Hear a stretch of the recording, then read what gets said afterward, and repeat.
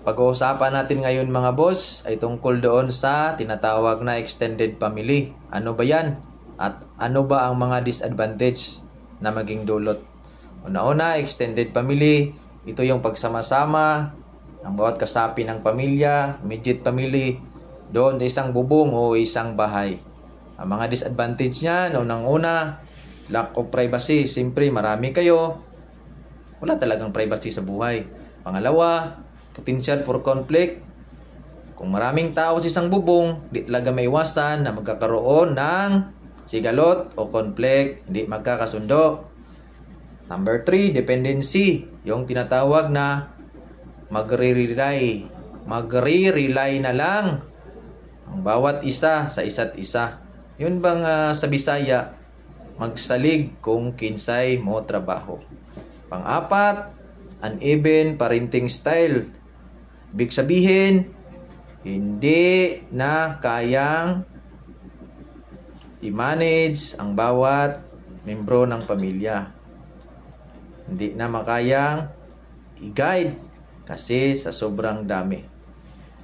Interference of parenthood. Nangyari kasi yan, lalong-lalo na ako, ikaw, ama ng isang bata, dinidisiplina mo, marinig ng apo or grandfather ng bata na anak mo.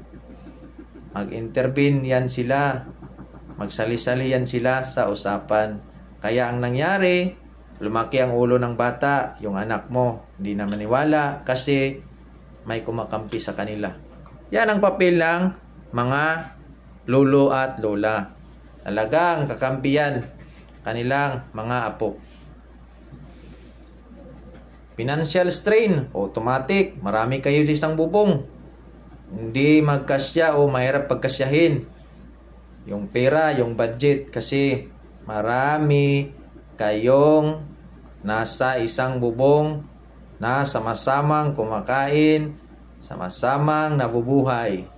Walang budgeting, mahirap i-budget ang pang-araw-araw na pera gastusin kasi marami kayo.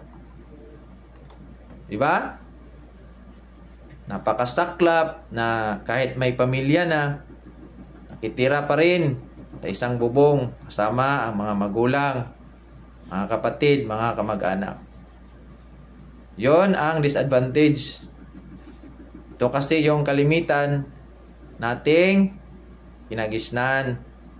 Kaya mag-isip-isip na tayo. Do good as early as we can.